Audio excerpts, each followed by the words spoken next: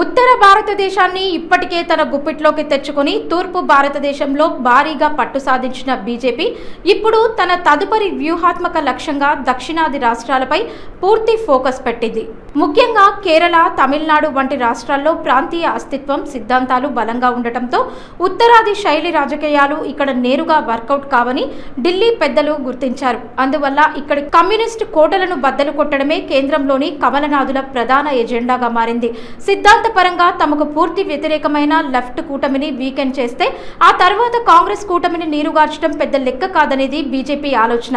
ఇందులో భాగంగానే కేరళ మాజీ ముఖ్యమంత్రి పినరయి విజయన్ నివాసాలు, కార్యాలయాలపై ఎన్ఫోర్స్మెంట్ డైరెక్టర్ దాడులు జరగడం కేవలం అవినీతిపై దర్యాప్తు మాత్రమే కాకుండా అక్కడి ప్రతిపక్షాలను రాజకీయంగా, నైతికంగా డిఫెన్స్ లో పడేసే వ్యూహంగా విశ్లేషించవచ్చు. ఇదే వ్యూహంతో తమిళనాడులో డీఎంకే, ఏఐడీఎంకేతో పాటు కొత్తగా ఎదుగుతున్న టీవీకే పార్టీలను సైతం కట్టడి చేసేందుకు ఢిల్లీ పెద్దలు పావులు కదుపుతున్నారు. దక్షిణాదిలో కేవలం దర్యాప్తు సంస్థల భయంతోనే రాజకీయం చేయలేమని, ప్రజలకు కనెక్ట్ చేసే ఒక బలమైన స్థానిక ముఖం అవసరమని బీజేపీ హైకమాండ్ బలంగా నమ్ముతోంది. ఈ గ్యాప్ ని భర్తీ చేయడానికి సినిమా నటుడిగా సౌత్ ఇండియా మొత్తం విపరీతమైన క్రేజ్ ఉండి సులభంగా మీడియా అటెన్షన్ తెచ్చుకోగల జనసేన అధినేత పవన్ కళ్యాణ్ ను బీజేపీ తన ప్రధాన పొలిటికల్ అస్త్రంగా ఎంచుకుంది. ఇటీవల ఏపీతో పాటు తెలంగాణ, తమిళనాడు, కేరళ రాష్ట్రాలకు చెందిన జనసేన ముఖ్య నేతలతో పవన్ కళ్యాణ్ ఢిల్లీలో జాతీయ భావం పేరుతో ప్రత్యేకంగా సమావేశం నిర్వహించడం దీనికి బలమైన సంకేతం.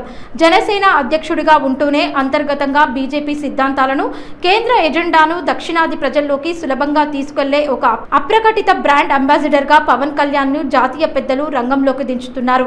దీని ద్వారా ప్రాంతీయ శక్తులపై ఒక రకమైన మానసిక మైండ్ గేమ్ ని బీజేపీ నడుపుతోంది. అయితే ఈ విస్తృత ప్రచార వ్యూహంలో ఒక పెద్ద ఆచరణాత్మక ఇబ్బంది ఉంది. పవన్ కళ్యాణ్ ప్రస్తుతం ఆంధ్రప్రదేశ్ డిప్యూటీ సీఎం గా కీలక బాధ్యతల్లో ఉన్నారు.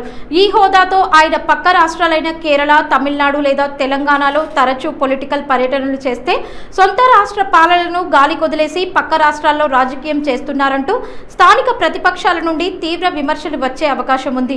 ఈ విమర్శలన్నింటికీ ఒకే ఒక దెబ్బతో చెక్ పెట్టాలనేదే ఢిల్లీ పెద్దల మాస్టర్ ప్లాన్. పవన్ ను రాష్ట్ర బాధ్యతల నుండి కేంద్ర మంత్రి మార్గంలోకి ప్రమోట్ చేయడం ద్వారా ఆయనకు కేంద్ర మంత్రి అనే అధికారిక ప్రోటోకాల్ హోదా వస్తుంది. ఆ అధికారిక హోదాతో ఆయన దేశంలో ఎక్కడైనా పర్యటించవచ్చు.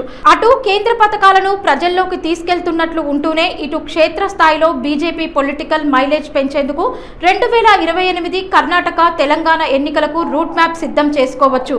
ఇది పవన్ కి జాతీయ స్థాయి ఇమేజ్ ఇస్తూనే బీజేపీకి దక్షిణాదిలో దారి సుగమం చేస్తుంది. ఒకవేళ పవన్ కళ్యాణ్ కేంద్ర రాజకీయాల్లో లేదా దక్షిణాది ప్రచారాల్లో బిజీ అయి ఢిల్లీకి పరిమితమైతే ఆంధ్రప్రదేశ్లో జనసేన పట్టు తప్పకుండా చూసుకోవడం కూడా అంతే ముఖ్యం. ఇందుకోసమే పవన్ కళ్యాణ్ స్థానంలో ఆయన సోదరుడు, పార్టీ కీలక నేత కొణిదెల నాగబాబును ఏపీ కేబినెట్లోకి తీసుకోవాలనే ప్రతిపాదన క్షేత్రస్థాయిలో చర్చకు వచ్చింది. పవన్ ఢిల్లీకి వెళ్తే ఆయన ప్రతినిధిగా నాగబాబు రాష్ట్ర మంత్రిగా ఉంటే క్షేత్రస్థాయి క్యాడర్కు, జన సైనికులకు ఒక బలమైన పొలిటికల్ అండ దొరుకుతుంది.